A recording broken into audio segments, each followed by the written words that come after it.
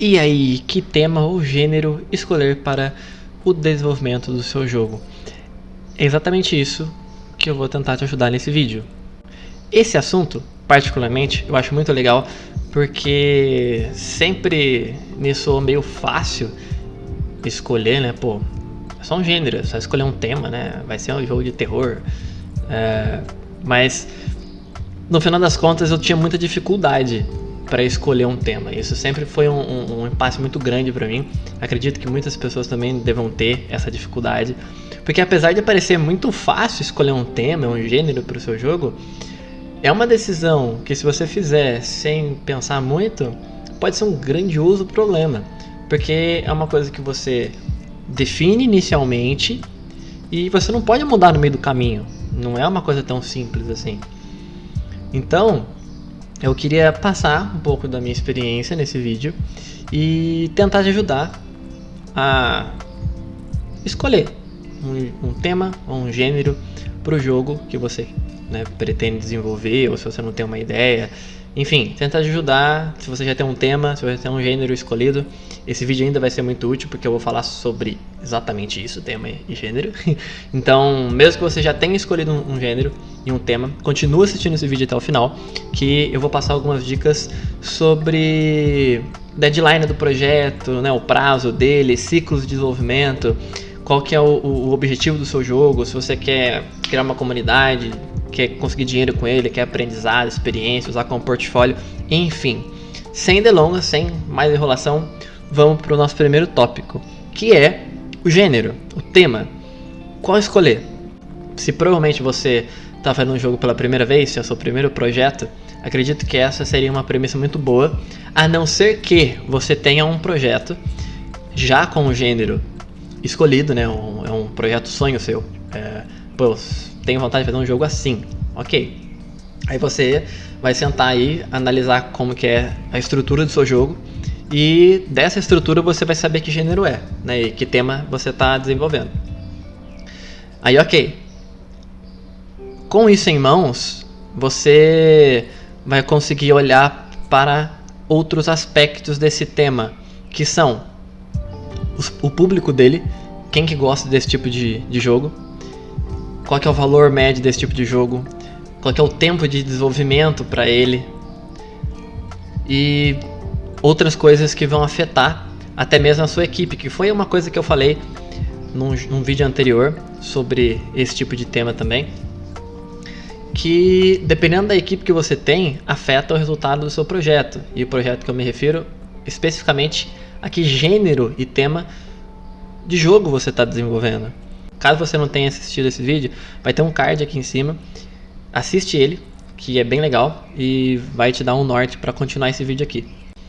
Então, nesse primeiro tópico de escolher o gênero, a dica que eu quero dar aqui é: não fique preso pelo mais fácil, ou pelo mais rentável, ou enfim, não fique preso com isso.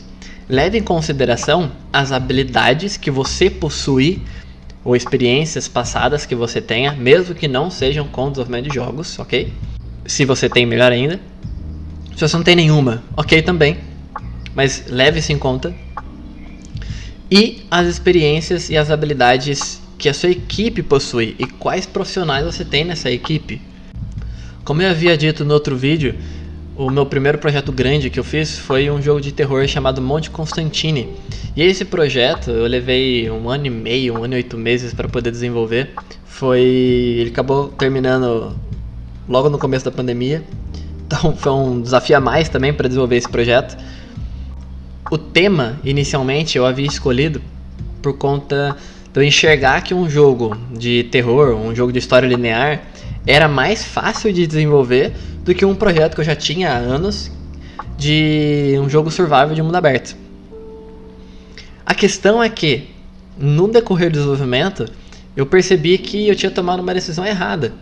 Que aquele projeto, apesar de, entre aspas, se você não tem a equipe e você tem dinheiro para contratar qualquer equipe, um desenvolvimento de um jogo de história linear, de terror, é sim mais fácil, bem entre aspas, tá, pessoal? Mais fácil do que um jogo de mundo aberto, de Survivor, inovador e cheio de coisas que não tem no mercado ainda. Bem mais complexo. Entre essas duas opções, a segunda opção do jogo Survival é muito mais complexa. O problema é que, como eu tinha uma equipe fixa, né, eu não podia controlar as habilidades dela, não podia pegar um outro cara, né, eu preciso de 10 programadores, não era uma questão assim, eu não tinha dinheiro para isso. Então eu tinha que ter parado para pensar que eu precisava encaixar um projeto na minha equipe, e não o contrário. Eu precisava encaixar um projeto nas habilidades da minha equipe, e não criar um projeto e encaixar a minha equipe ali. Eu não dava para fazer isso. Então é isso que você tem que analisar. Avalia quais são as competências, né, as habilidades que a sua equipe tem, que você tem, e no que elas são favoráveis. Puta, é uma equipe de 10 programadores, 3 programadores, 5 programadores. Mano, é só programador? Foca num jogo que o brilho, a cereja do bolo daquilo ali, vai ser a lógica do jogo, vai ser as interações do game, vão ser as funções. Aí sim você vai estar explorando a sua maior habilidade. Aí qual você pensar assim, pô, tem gente que é bom em matemática, tem gente que é bom em português, tem gente que é bom em história. Você pega um cara que é bom em português e joga pra ele fazer um teste de matemática, esse cara tá ferrado. Agora, se você pega ele e coloca, se o cara é bom em matemática, pra fazer testes de matemática, testes lógicos, ele vai se sair bem. Então, é exatamente isso. Você tem que pensar dessa forma. Avalia qual jogo a sua equipe consegue fazer com maestria. Mas, lógico que escolher um tema e um gênero vai muito além disso que eu acabei de falar. Então, para ajudar com essas habilidades e competências, o meu segundo tópico é a deadline do projeto, o prazo, tá? É comum que a gente se afobe, fique empolgado e entre em êxtase na hora que está desenvolvendo as ideias, e se é mais gente ainda, é mais legal, é mais divertido, é empolgante pra caramba, é muito legal.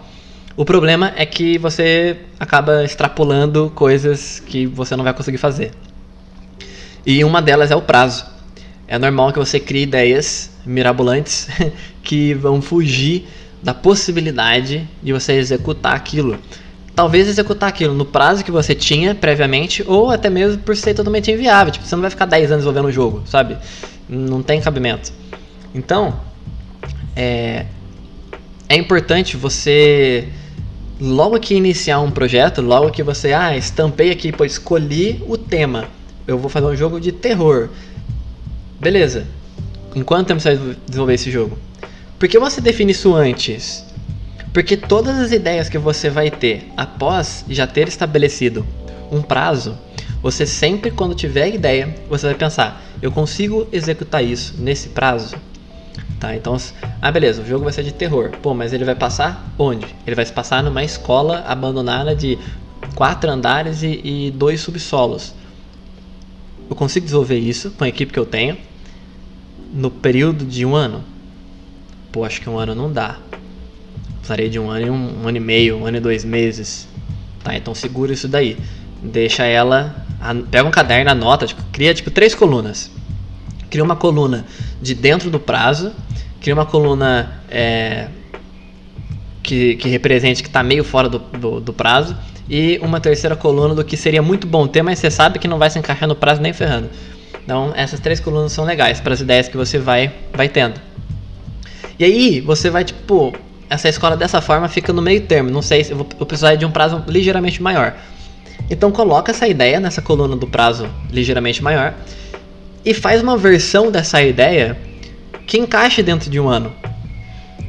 Aí você vai ter que cortar algumas coisas. 2 subsolos não vai dar, vai ter que ser um subsolo em vez de 4 andares, 3. Beleza, então aqui a gente tem uma ideia de cenário para o jogo de terror que cabe dentro de 1 ano, para quem vai desenvolver o cenário. Maravilha. Beleza, agora, mas a história eu defini assim e tal, ela vai ter essas coisas, eu vou ter 2 vilões nela, e beleza, com esses 2 vilões, só um protagonista mesmo e tal. Com esses 2 vilões e o protagonista, eu tenho esses personagens, eu já tenho que comprar, eu tenho que fazer, eu tenho que modelar. Cada personagem eu vou ter que modelar, os vilões e o personagem. Então se são 3 vilões e um personagem, são 4 personagens no total. eu vou levar quanto tempo para fazer cada um? Um ali leva 1 mês, o outro leva uns 3 meses, em geral vai levar 8 meses para desenvolver. Agora a questão aqui, a mesma pessoa que vai desenvolver o cenário é a que vai criar o personagem? Se for, você precisa enxugar os dois de novo. Você vai ter que enxugar o cenário, os personagens, porque não vai extrapolar demais. Se for pessoas diferentes, maravilha. E aí você vai fazendo isso com tudo, mecânica principalmente, a parte que a programação entra é a mais delicada nesse sentido. Porque um cenário, apesar de não ser legal fazer isso, mas é mais fácil você atribuir uma área nova no seu cenário, ou talvez até tirar ela depois, do que fazer isso com a programação. Você tem um personagem que tem estamina, vida, fome e sede, e lá no meio você fala que ele vai ter frio, opa, pode ser um problema colocar. Ele não vai ter fome e sede. Pô, vai desestruturar, vai mexer com HUD, sabe? Então, a programação é muito mais linkada. Então, você tem que tomar mais cuidado nessa área. Por isso, é bacana você pegar a base do personagem. Tudo que é a base dele. Do que eu tô falando? Pô, vida. Vida é básico. Movimentação. A locomoção dele. Ele vai correr, ele vai pular, ele vai agachar, ele vai deitar. Essas funções básicas, você elabora elas. Abrir porta, como é que ele vai abrir porta? Ele vai atirar, ele vai ter arma, não vai? Ele vai ter lanterna, não vai? Vai ser em primeira pessoa, terceira pessoa, vai ter inventário. Então, todas essas mecânicas que são básicas, você pré-estabelece e trabalha com elas. E tudo que for excedente a isso, você coloca no seria bom ter. Então, por exemplo, o que seria bom ter? Seria bom ter se ele tivesse uma mesa de crafting que ele pudesse melhorar a sua arma. Pô, isso é um plus, é um a mais. Coloca no seria bom ter, beleza? Então, esse tipo de coisa que é legal você ir estabelecendo. Dentro de prazos ainda, é importante você ter em mente que o desenvolvimento de jogos, né, o desenvolvimento de software, é feito em ciclos. Então, se você pesquisar aí, você vai achar vários métodos, Agile e um monte de outros aí, de formas, né, de gerenciamento de projetos e padrões e tudo mais. Eu quero chamar a atenção para uma coisa. Não fique preso nesses formatos de planejamento e desenvolvimento. Muitos deles são feitos para sanar grandes problemas, outros para sanar médios ou pequenos problemas. Se você usa um tipo de planejamento que é voltado para empresas grandes, que são de grandes, problemas grandes, complexos, para um probleminha, talvez você, esteja usando uma bazuca para matar uma formiguinha. Mas aí eu me garanto, calma, você não vai se garantir, porque você vai ter um trabalho a mais para uma coisa que você poderia ter um trabalho a menos, ok? Você poderia estar despendendo menos energia, menos tempo, até menos dinheiro naquilo, sendo que não, você está usando uma bazuca para matar a formiga, ok? E o inverso, logicamente, é válido também. Como o desenvolvimento trabalha em ciclos, é interessante você separar essas partes do projeto nesses ciclos. Então, para começar, eu vou fazer um MVP, né? Que é o basicão do projeto ali, mas com a essência dele funcionando. Então, o personagem morre, o personagem se movimenta, e se ele atira, ele atira, se ele corre, ele corre, abre a porta, beleza. O que é a porta nesse estágio do jogo? Cara, é um cubo, beleza? O seu personagem é o quê? O seu personagem pode ser o manequim da Unreal. Se não for na Unreal que você está desenvolvendo, se for em algum outro lugar, cara, não importa, ele pode ser um cubo. A questão é se a essência do que o seu personagem é executável dentro de um cubo, por exemplo. Se ele agacha, o cubo não agacha. Então, você precisa de um personagem. Você vai com base nisso, no que é exigido nessa base, nessa essência, para você não colocar nada a mais. E aqui, quando fala nada a mais, cara, é o mais enxugado possível. É para você executar isso dentro de uma semana, 2 semanas, 1 mês, dependendo do tamanho do seu projeto. Quanto antes, melhor. Mapa, não cria mapa. Não tem essa de, eu vou modelar, texturizar. Não. Usa uma blocagem primitiva. Os blocos da Unreal, sabe? Ou aquele do Starter Content, daquele de arquitetura. Usa eles, já tá bom demais. Porque você só precisa validar se a ideia que você está tendo vai funcionar. E se aquilo é aplicável para um longo prazo. Se você tem uma ideia que a essência dela você não consegue executar em 30 dias, você não vai conseguir fazer esse jogo inteiro dentro de um ano. Você não vai. Então aquele prazo que você tinha de um ano, você já percebeu que está errado. Então você precisa enxugar alguma coisa da essência do jogo já, para que você consiga executar esse MVP em uma semana, em 15 dias. E aí sim, você fala, beleza, agora sim, uma coisa que a estrutura base dela eu executei em 15 dias, eu consigo aprimorar, polir e otimizar isso daqui com o meu prazo de um ano, ok? E o nosso último tópico, lembrando que se você ficou até o final aqui, deixa um comentário, não deixa de compartilhar esse vídeo para seus amigos desenvolvedores, ajuda bastante. E eu também tô no começo aqui no YouTube, então ganhar alguns inscritos e visualizações e comentários motiva bastante.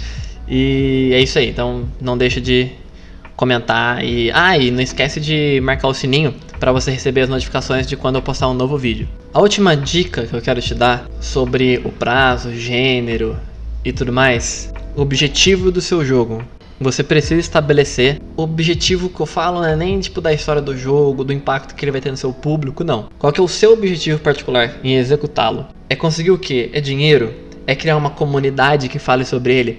É um jogo diferente, inovador no mercado? É aprender com ele? É criar um portfólio para você entrar numa empresa dos seus sonhos e tudo mais? É muito importante você definir esse objetivo por vários motivos, mas eu quero destacar alguns deles.